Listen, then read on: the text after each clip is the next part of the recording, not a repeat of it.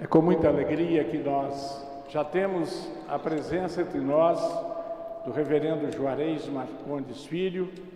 Reverendo Juarez atualmente é pastor da Igreja Presbiteriana de Curitiba, já, se não me falha a memória, por 30 anos ou mais, 32 anos. É o atual secretário executivo do Supremo Concílio da Igreja Presbiteriana do Brasil. Eu tenho a alegria de desfrutar da amizade do reverendo Juarez, uma amizade que já ultrapassa alguns anos, não é, reverendo? A gente não fala para não achar que a gente é velho. Eu gostaria de passar a palavra ao reverendo Juarez nesse momento, para que ele possa nos trazer de Deus o recado direcionado ao meu e ao seu coração, na certeza que estaremos sendo edificados uma vez mais.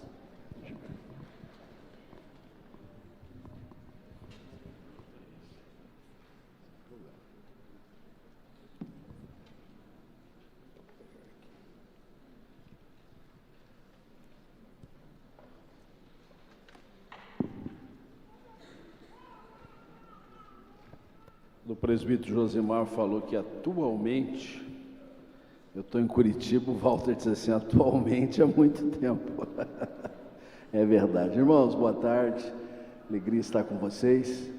Mil desculpas pelo atraso, completamente involuntário. Eu já estava com o meu portão certinho para embarcar lá em Belo Horizonte, dentro do horário, para não dizer que a chamada foi anterior.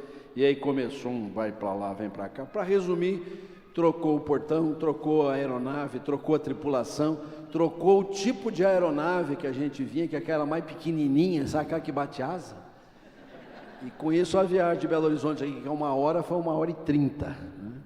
Parece que tudo conspirava. Até a hora que eu cheguei aqui e descobri que nada conspira. Primeiro porque Deus é soberano sobre todas as coisas.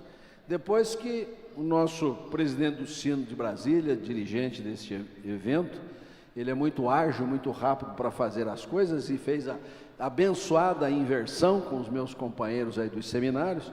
E há pouco o presbítero Jorge Almeida disse, o senhor que saiu-se bem, porque aquele horário depois do almoço é a hora do sono. Quem enfrentou o sono fomos nós, dando as palestras, né, Jorge?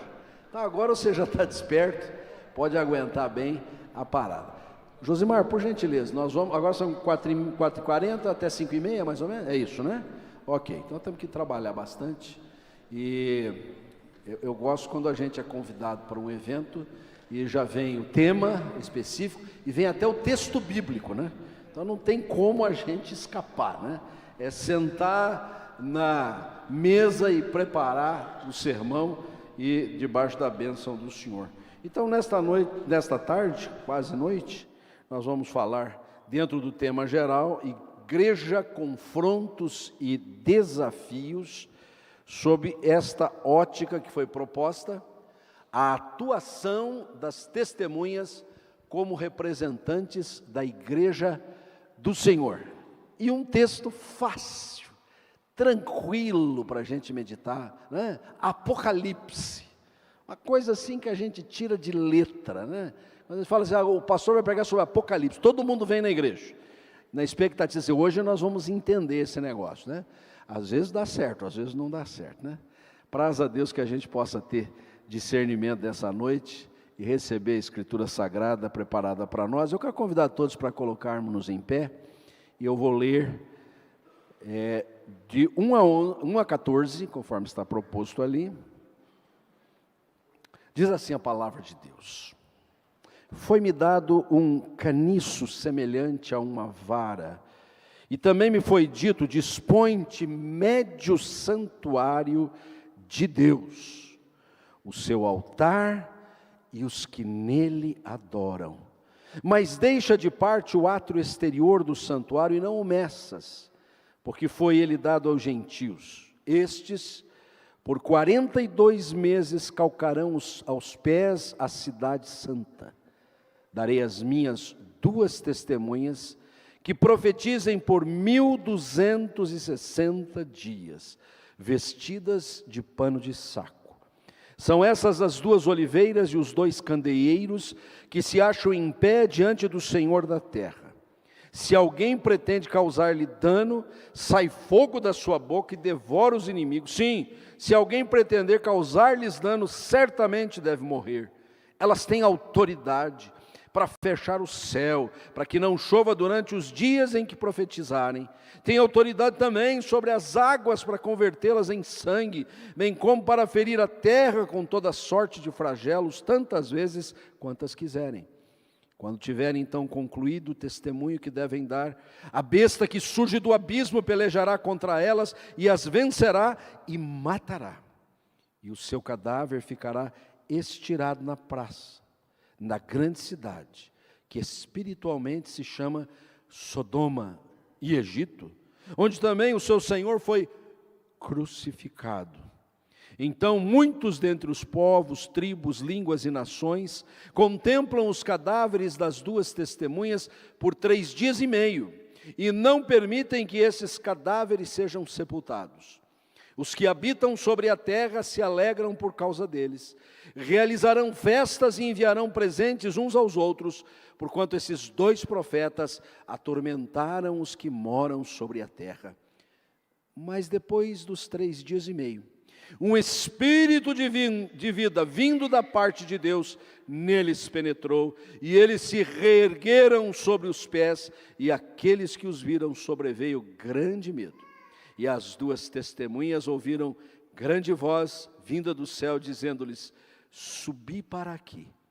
E subiram ao céu, numa nuvem, e os seus inimigos as contemplaram. Naquela hora houve grande terremoto e ruiu a 10ª parte da cidade, e morreram nesse terremoto 7.000, ao passo que as outras ficaram sobremodo aterrorizadas e deram glória ao Deus do céu.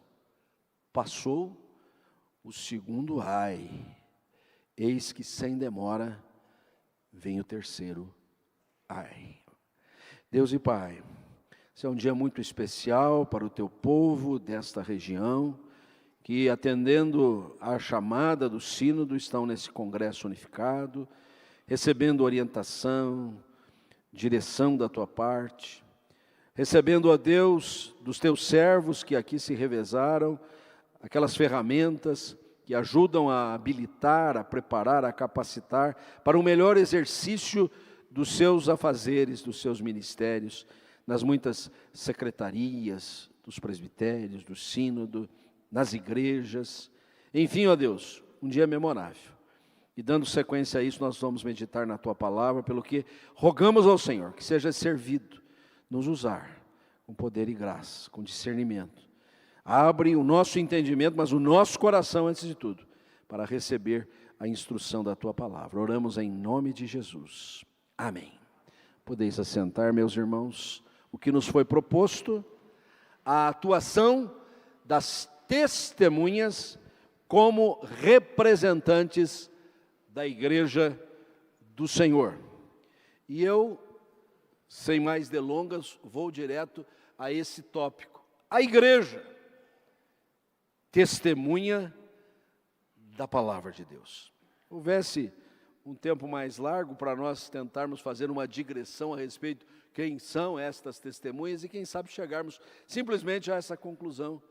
Figuras da igreja, do povo de Deus, dos que foram chamados das trevas para a sua maravilhosa luz, para darem o testemunho da fé a todos os povos, para virem a Jesus, porque Ele disse, vinde a mim, e depois saírem, porque Ele disse, ide por todas as nações, fazer discípulos, ensinando-os a guardar tudo que vos tenho dito, batizando-os em nome do Pai, do Filho e do Espírito Santo. E há uma garantia, uma promessa especial: estarei convosco todos os dias, desse testemunho que vocês devem prestar. E isso a Escritura é ampla em nos apresentar nesta qualidade.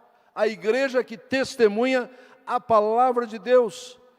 O versículo 3 desse texto nos direciona nessa temática quando diz, darei as minhas 2 testemunhas que profetizem. Elas devem pregar, elas devem anunciar, elas devem profetizar. elas devem tornar claro o propósito, o desígnio do Senhor. Elas não devem se poupar desse mistério. A igreja assim deve fazê-lo. A igreja foi incumbida de ser porta-voz da boa nova da salvação, de tornar o nome de Cristo conhecido de todas as pessoas, em todas as gerações. O Senhor nos incumbiu desta tarefa, nos deu este mistério. Darei as minhas duas testemunhas que profetizem. Eu acho que isso é muito semelhante ao que nós lemos ainda no início do livro de Atos, palavras do próprio Senhor Jesus, quando ele disse: recebereis poder ao descer sobre vós o Espírito Santo e sereis minhas testemunhas. Sereis minhas testemunhas. Ao longo de 3 anos e meio, Jesus veio arregimentando o seu exército e instruindo-o, mas agora redivivo, prestes a ir assunto aos céus, ele disse: agora vocês aguardem só um pouquinho. Iriam transcorrer apenas 10 dias e o Espírito Santo virá sobre vocês com poder, para que vocês sejam o quê? Testemunhas, pregadores, profetizem, anunciem a palavra do Senhor. E eu creio que esta declaração de Jesus, ela se une a uma outra registrada por João no seu Evangelho. Quando nós lemos assim, podemos ler juntos: examinai as Escrituras, porque julgais ter nelas a vida eterna, e são elas mesmas que testificam de mim. Nós não testemunhamos de nós mesmos, nós não prestamos o testemunho a partir da nossa experiência pessoal, nós não assumimos um microfone, ou vamos a uma praça pública, ou adentramos um lar para ministrar um evangelismo, pensando assim: vou contar algumas histórias interessantes, bonitas da minha vida, ou algo que li em algum livro igualmente interessante. Não! Nós pregamos a palavra de Deus.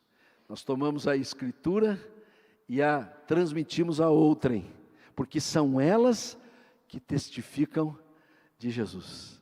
É quase que sair de sobre os nossos ombros um peso que vai nos arqueando, porque nós já temos aqui o conteúdo, nós já temos aqui tudo que nos foi dado para esta instrução. Eu creio que isso deve nos lembrar o seguinte, que para testemunhar, já que a igreja é testemunha da palavra de Deus, ela tem estas duas coisas aqui, uma de cada um dos versículos que nós lemos há pouco. Primeiro, tem o poder do Espírito Santo.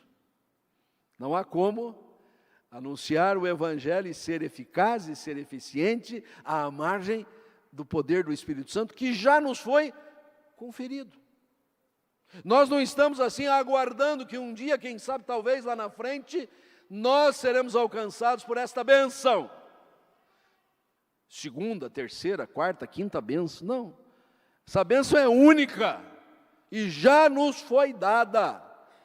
O que Joel profetizou lá no seu livro, no Antigo Testamento, os primeiros discípulos foram testemunhas disso, conforme Jesus, 10 dias antes do acontecimento, os lembrou: sobre vocês virá o Espírito Santo com poder e vocês serão minhas testemunhas. O que nós lemos ali em Atos 2 é apenas o cumprimento da promessa. Então, para testemunhar, a igreja já tem o poder do Espírito Santo, mas ela também tem o instrumento que é a Escritura Sagrada. Estas duas realidades não se apartam. É preciso que seja do púlpito, da classe de escola dominical, do ar livre, da reunião de pequenos grupos nas casas, as mais variadas modalidades que nós podemos usar, e aqui com estas forças de integração e ministérios reunidos, vocês sabem que há uma gama enorme de possibilidades de pregar o Evangelho.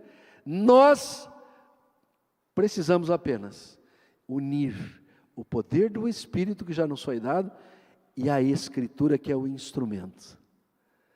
O poder do Espírito trabalha de maneira subjetiva no seio da alma e a Escritura de maneira bem objetiva. Não há o que tergiversar, porque as Escrituras são absolutamente claras para nos orientar a este respeito. É isto que, de maneira figurada, de maneira simbólica, de maneira rica, peculiar, do livro do Apocalipse, que, aliás, faz parte de uma literatura universal chamada apocalíptica, e que, de fato, nós não temos o porquê aqui de tecer maiores comentários a respeito dela, mas se encaixa perfeitamente nisso. Desta maneira, como acabamos de ler, e podemos voltar ao texto várias vezes, nos é apresentado singelamente isto: a igreja é testemunha da palavra de Deus. Para isso, o poder do Espírito está sobre ela, e ela tem a Escritura como o seu instrumento para anunciar o Evangelho. Mas a maneira como João nos apresenta, conforme acabei de dizer, do modo peculiar desta tipo de literatura, é tremendo. Abre muitos horizontes, e eu acho que vale a pena a gente entrar no texto e tirar lições muito preciosas para nós, a começar lá da demanda que foi dada para o apóstolo. Qual foi ela? Medir o santuário.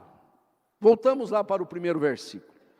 Foi-me dado um caniço, semelhante a uma vara, não havia ali uma trena, não havia uma fita métrica, um caniço, que servia como medidor. Aliás, é importante lembrar que a palavra cânon, que é tão cara ao nosso coração, o cânon das Escrituras Sagradas, do Antigo e do Novo Testamento, vem exatamente da ideia de um caniço, de uma vara, de medir. Então, quando nós nos referimos ao cânon do Antigo e do Novo Testamento, nós estamos falando sobre uma medida que é exata para nós, os 66 livros que nós temos na Bíblia Sagrada. Foi-me dado um caniço, semelhante a uma vara, e também me foi dito: dispõe-te e mede o santuário de Deus, o seu altar e os que nele adoram. Nós não temos problema nenhum de nos referir a este belo e majestoso templo que a Igreja Presbiteriana Nacional nos franqueia como um santuário, lugar de adoração, espaço para o culto do Senhor. E mesmo que nós estejamos na formalidade de um culto, nós não estamos deixando de fazer um culto nesta tarde, com tudo que tem lugar num congresso unificado. Mas o fato é o seguinte: se nós ouvidarmos essa declaração bíblica, que santuário de Deus sois vós. O apóstolo Paulo foi muito claro a esse respeito. E quer na epístola aos Coríntios, como na epístola aos Efésios, capítulo 2, ele insiste. O lugar, o espaço físico, o templo de Jerusalém, ou os muitos templos que já naquele primeiro século iam surgindo aqui e ali, apesar que a maioria das igrejas locais não tinham uma sede própria, se reuniam nas casas e em lugares públicos, quando não nas catacumbas de Roma, não é verdade? Paulo disse: mas o santuário de Deus sois vós, vós sois templo do Espírito Santo, como quem diz, Deus habita dentro de vocês, Deus está no seu coração.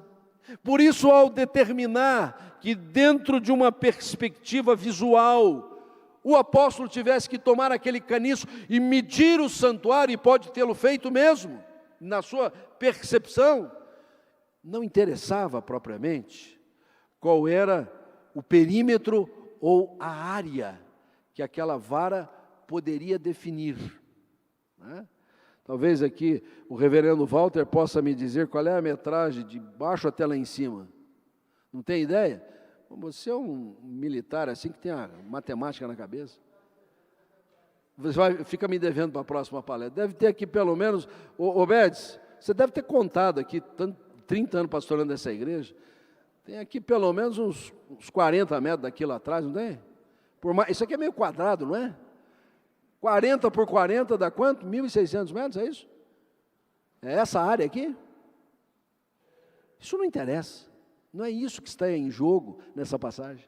O que está em jogo não é medir a área ou determinar o perímetro, mas a condição espiritual da igreja, era isso que precisava medir. Qual é a medida do santuário de Deus? É o cultivo da vida espiritual, a minha e a sua. Nossa dedicação às orações, ao conhecimento da palavra, ao envolvimento com a causa do Evangelho, ao compromisso com o reino de Deus. É isso que se precisa medir. E para isso não tem caniço, não tem trena, não tem fita métrica, mas tem índices de desempenho, sim. Porque é só a gente começar a observar as pessoas, seu crescimento espiritual, desenvolvimento da sua fé, seu amor por Jesus, sua vida de santidade na presença de Deus, seu amor fraternal, e a gente começa a dizer, esse aí está medindo bem, esse aí cresceu.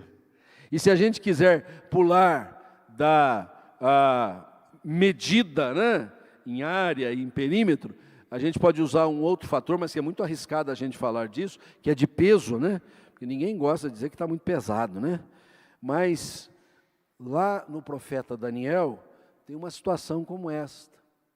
Quando de repente, na festa que Belsazar estava dando, ele que estava muito desconforme a qualquer propósito de Deus, apareceram alguns escritos, né, na parede, de uma maneira inusitada, ninguém escreveu, não tinha ali uma caneta tinteira, nada, e de repente estavam lá os escritos, mas um escrito chama a atenção da gente, que é esta expressão, tekel, pesado,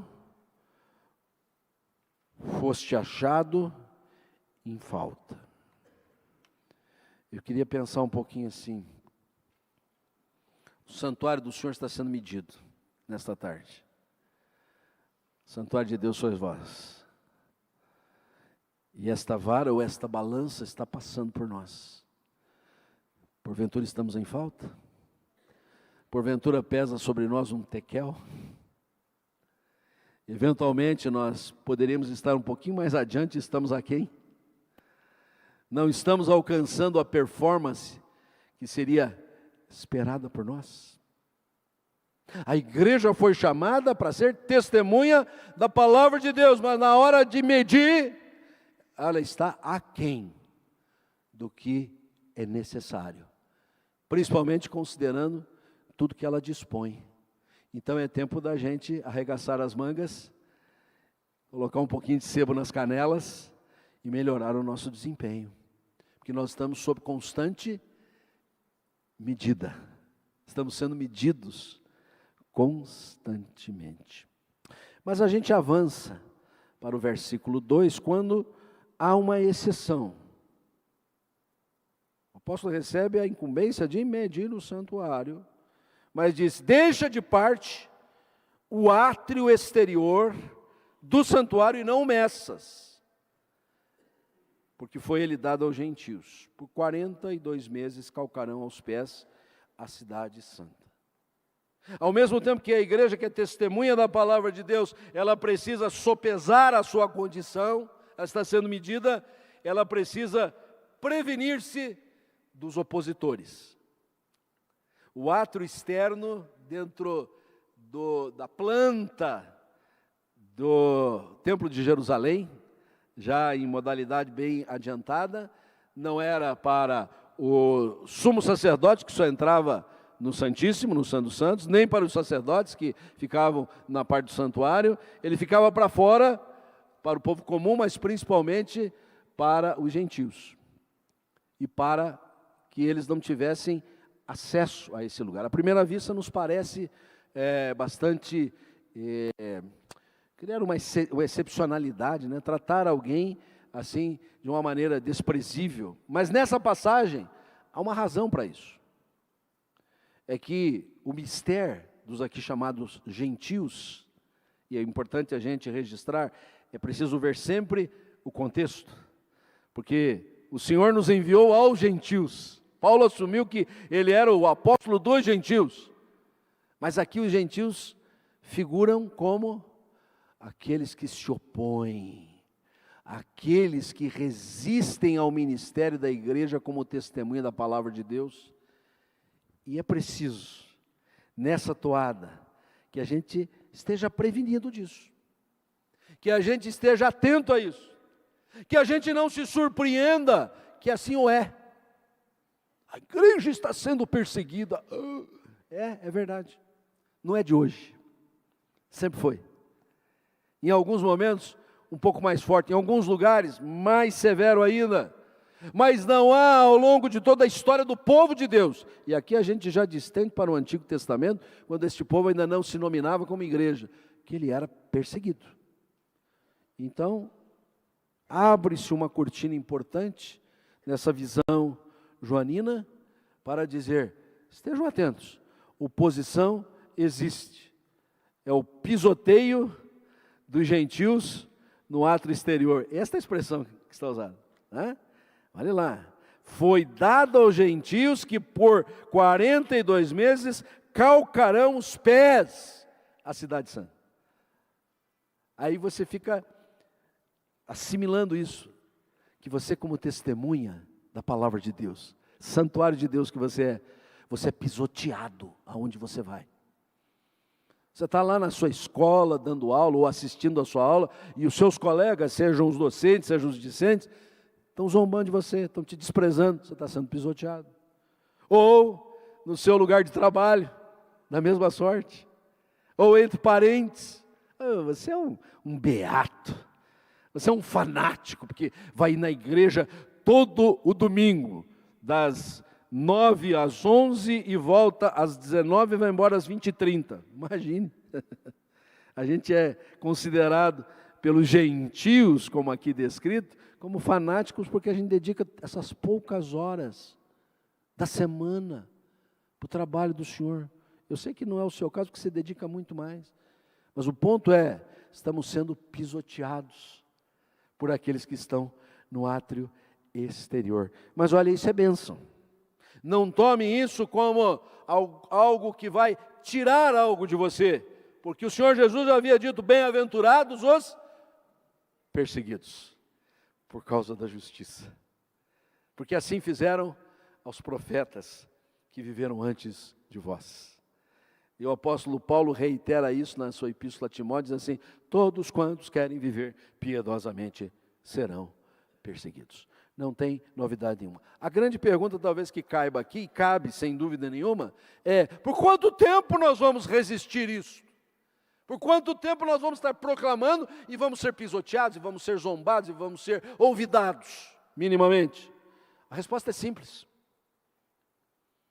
Por 42 meses, que quer dizer o mesmo prazo da proclamação, só que a proclamação, ela está em dias, e o pisoteio está em meses. Mas é um recurso próprio da apocalíptica usar números distintos para falar a mesma coisa, porque você sabe perfeitamente que 42 meses são 1.260 dias. E são também, podem ser considerados 3 anos e meio, ou como aqui se diz, 3 dias e meio. Não fica preocupado que isso tem um sentido literal, porque não tem. É mais ou menos como a gente, às vezes, gosta de fazer aquela pegadinha, né? O que pesa mais? 1 quilo de chumbo ou 1 quilo de pena, né? E a pessoa já sai assim, é 1 quilo de chumbo, né? Não. Pena, 1 quilo de pena pesa o mesmo tanto que 1 quilo de chumbo, só que é muito mais pena, né? Dá pena, né? De tanta pena que vai precisar, né? Está falando a mesma coisa. O ponto é o seguinte, é que a menção de 42 meses, ela corresponde ao mesmo tempo do nosso mistério. Ou seja, o povo de Deus que foi chamado a pregar a palavra de Deus, até a hora que o Senhor disser, não preguem mais, ele vai ser perseguido. Não vai ter trégua, não vai ter folga. Pode ser um pouco mais leve aqui, pode ser naquele outro período um pouco mais palatável, mas não vai ter trégua, vai para e passo. Vamos pregando e vamos sendo pisoteados, vamos sendo desprezados. Mas há um terceiro aspecto que eu quero levantar aqui dessa passagem, e a gente avança agora para os versículos 3 a 6, porque o que faz a testemunha igreja, aqui figurada nas duas testemunhas. E também retromencionadas no versículo 4, como as duas oliveiras e os dois candeeiros. Aí você vai lá para Zacarias. Não vou estacionar aqui para remeter você para lá. É apenas figuras diferenciadas para fazer uma única referência. A igreja do Senhor é a testemunha da palavra de Deus. E o que a igreja faz? Ela anuncia o arrependimento. Olha o tom da pregação. Darei as minhas duas testemunhas que profetizem por quanto tempo? 1260 dias, igual a 42 meses. O mesmo tempo da perseguição, vice-versa. E elas profetizarão vestidas de pano de saco. Pano de saco. Como lá em Jonas, no capítulo 3, versículo 5, aquele profeta que resistiu o chamado do Senhor, mas por fim foi a Nínive pregar, uma pregação episódica, uma coisa assim fabulosa, porque o próprio livro diz que ele, por 40 dias, ele saiu andando dizendo, e 40 dias, e Nínive será subvertido. E todo mundo se converteu, até o rei, que para não ter dúvida mandou até os animais se converterem, né? Porque eles também ficaram numa condição de arrependidos. Está lá no texto, é só você ler. Eu fico com uma raiva de Jonas, porque a gente é convidado, como por exemplo, para pregar aqui, a gente gasta um tempinho, né, para preparar a palestra, a gente estuda, e a gente mede bem o que vai falar e tal, e vem com vontade de, né, expressar a Escritura com vigor, com veemência, com alegria, com festa. O Jonas com o senho franzido, cabeça abaixada, só diz assim, 40 dias e Nínive será subvertida, ponto. E todo esse esforço que a gente tem aqui, às vezes não resulta em nada, 2, 3 conversões, e a cidade inteira de Nínive se converteu. E o que o rei, para mostrar que estava realmente mudado, fez? Vestiu-se de pano de saco, porque a palavra que lhe foi proclamada exigia arrependimento, exigia arrependimento. Eu queria fazer uma declaração aqui, paradoxal, minimamente, e talvez assuste você, mas vamos tentar explicar. É que o Evangelho é graça e juízo também. O Evangelho é palavra de salvação. É a mensagem do grande amor de Deus que há em Cristo Jesus. É uma chamada para mudança de vida. Mas no Evangelho de João capítulo 3, onde nós encontramos o versículo mais conhecido da face da terra, Deus amou o mundo de tal maneira que deu o seu Filho unigênito para que todo que nele crê tenha a vida eterna, não pereça. O versículo 18 diz assim, todo que nele crê tem a vida eterna. O que não crê já está condenado. Não tem que fazer força nenhuma. O que é preciso para alguém ser condenado? Fazer nada. Ficar do jeitinho que está. Juízo de Deus. E essa lembrança do juízo de Deus, às vezes é mister se tornar bem evidente. Para que aquele que está recebendo a palavra tome tenência. Preste atenção. E tome em consideração a necessidade também de arrepender-se. E o tom da igreja aqui, representada nessas duas testemunhas, nessas duas oliveiras, nesses dois candeeiros, é nesse sentido duro, rude. Porque a gente tem que pregar, sim, o Evangelho com amor, com paz, com desejo de que o pecador se arrependa, mas não pode deixar passar batido aquele coração empedernido, que se ele resistir, não haverá bênção para a sua vida. Não haverá bênção para a sua vida. Então, às vezes, a mensagem tem que ser bastante rude. Conta-se de muito tempo, de uma igreja cujo pastor era uma pessoa muito ciosa do púlpito e preparava sermões belíssimos e os entregava apaixonadamente. E ele tinha, assim, um cuidado muito grande até com o seu auditório. E um dia surge na nave do templo o marido de uma membro da igreja que era uma pessoa tida como ateia, uma pessoa pelo menos cética, e ele por cargas d'água foi na igreja, e sentou-se ali e disse: hoje eu vou ter que dar uma caprichada no meu sermão aqui, porque está o fulano que é da elite da cidade, e eu vou ter que dizer alguma coisa que pegue ele de jeito, né? E se esforçou o máximo possível nos seus argumentos, achou algumas coisas a mais ali para dizer, focado naquele ouvinte visitante que estava ali. E de repente, enquanto ele pregava, uma garotinha que tinha uma deficiência mental, ela saiu da presença dos seus pais, escapou de repente, foi até onde estava aquele visitante e soprou no ouvido dele assim alguma coisa. E o visitante fez assim, aí ela voltou a dizer alguma coisa. E daí o cidadão ficou mais compenetrado, ela voltou para o seu lugar.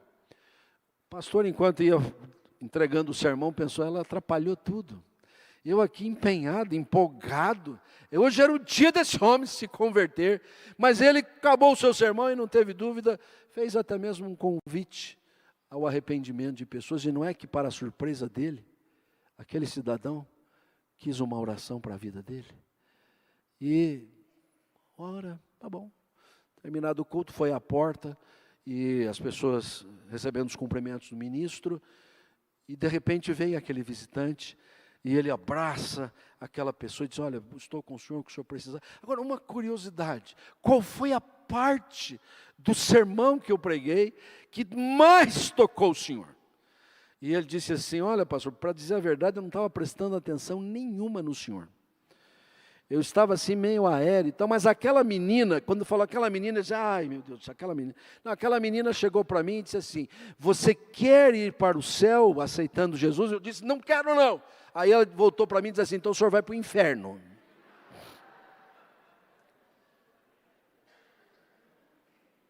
Curto e grosso.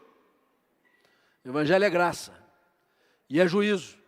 E tem gente que quando vê o juízo diz assim, ai, eu vou me arrepender. É agora, e é já, e é nesse instante. E houve mudança.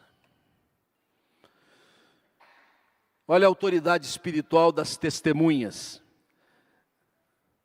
Lá em Zacarias, representado pelas duas oliveiras e pelos dois candeeiros.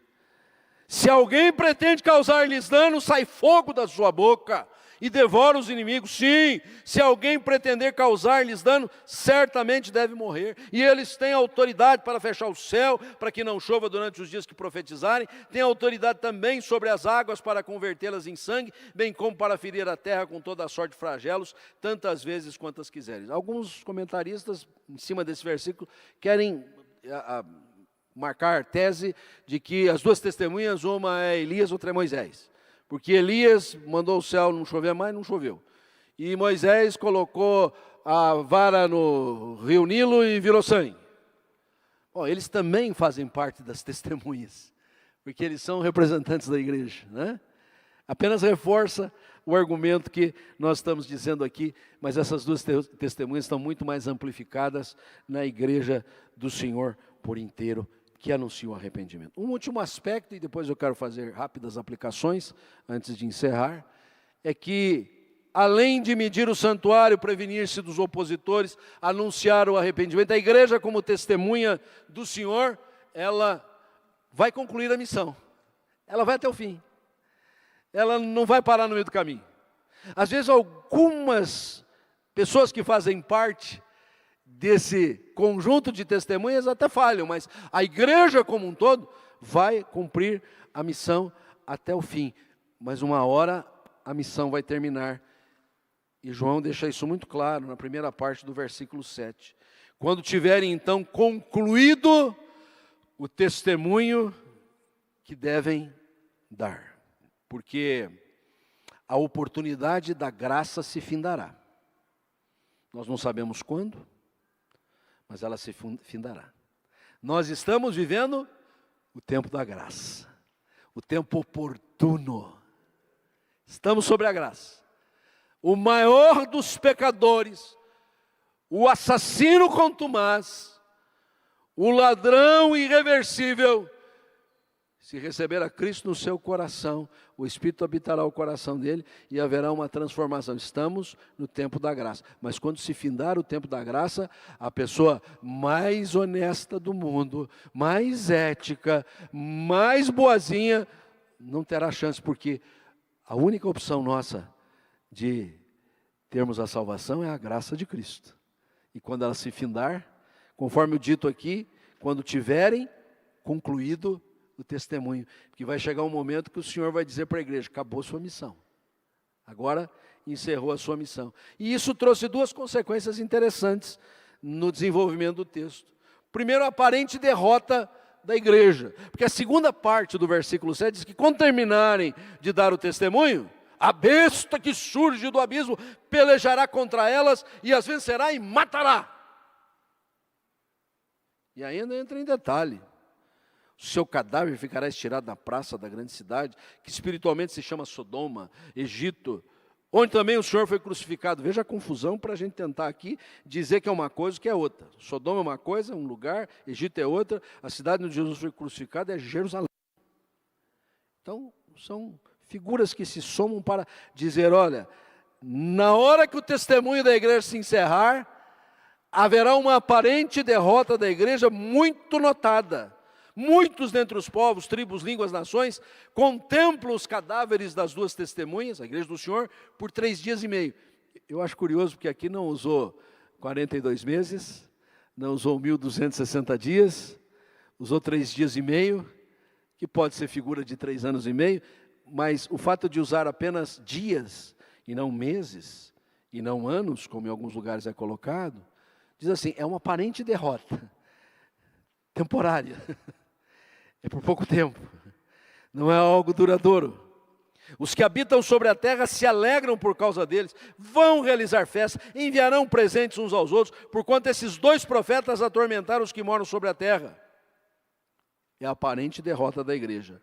Mas, depois dos 3 dias e meio, um espírito de vida, vindo da parte de Deus, neles penetrou, e eles se ergueram sobre os pés, e aqueles que os viram sobreveio grande medo. E as 2 testemunhas ouviram grande voz vinda do céu, dizendo-lhes: subi para aqui. E subiram ao céu numa nuvem, e os seus inimigos os contemplaram. Naquela hora, houve grande terremoto e ruiu a 10ª parte da cidade. Esse 10ª parte sempre aparece nas figuras apocalípticas. E morreram nesse terremoto 7.000 pessoas. Não é nem para assombrar, porque há terremotos que nós temos notícia que morreram centenas de milhares de pessoas. Mas é simbólico, 7.000 pessoas. Ao passo que as outras ficaram sobremodo aterrorizadas e ainda deram glória ao Deus dos céus. A oportunidade da graça se findará.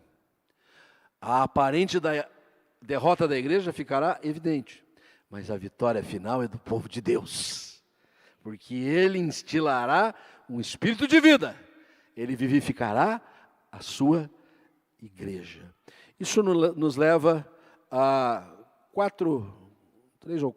5 lições aplicativas dessa passagem para a igreja que vive desafios e confrontos, e entre eles, atuar como testemunha,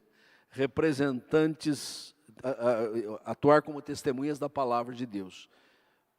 A primeira aplicação que eu queria trazer é esta: o povo do Senhor é testemunha do Evangelho em ambiente favorável ou não. A igreja do século 21, no Brasil, aqui na capital federal, todo o seu entorno, ela é chamada a testemunhar o Evangelho, seja favorável ou não fazê-lo. Seja em tempos em que determinados atores ao redor sejam tão propícios a nós, ou seja, os momentos em que eles não são propícios a nós. Nós não estamos dançando conforme a música, nós estamos cumprindo o mandato do Senhor, que eventualmente poderá ser mais facilmente trabalhado ou mais dificilmente. Por 42 meses, os gentios pisotearam o mesmo tempo do testemunho da igreja anotado como 1360 dias.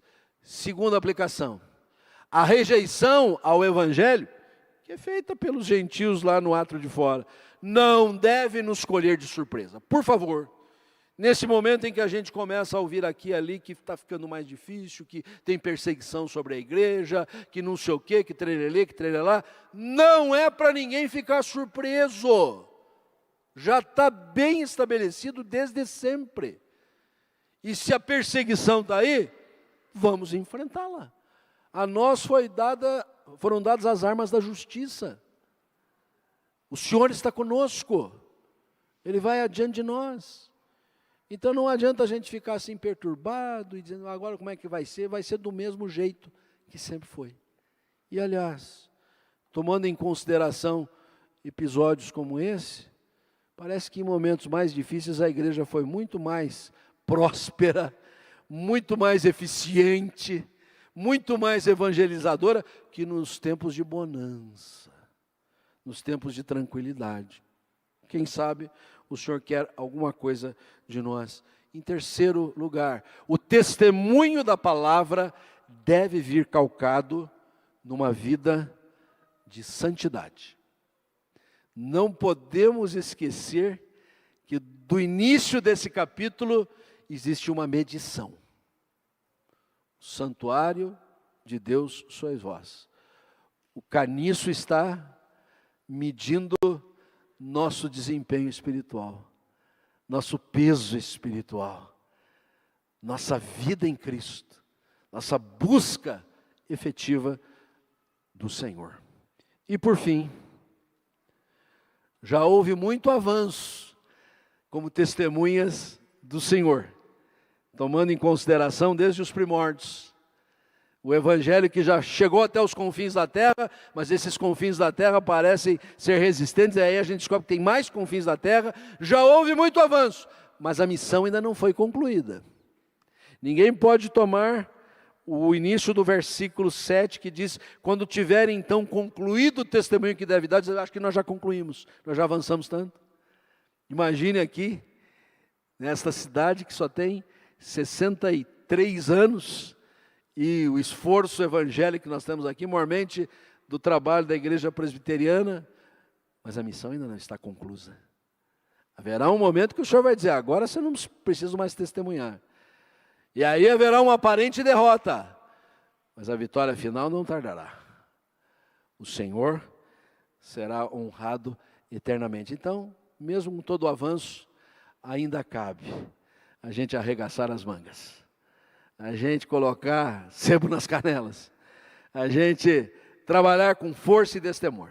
E eu espero que um congresso unificado como esse possa ser muito estimulante ao trabalho que cada um dos participantes que aqui se acham podem fazer na sua igreja local, no trabalho que receberam do Senhor, no exercício do seu ofício, para a honra, para a glória no nome do Senhor. Vamos ficar em pé e vamos orar.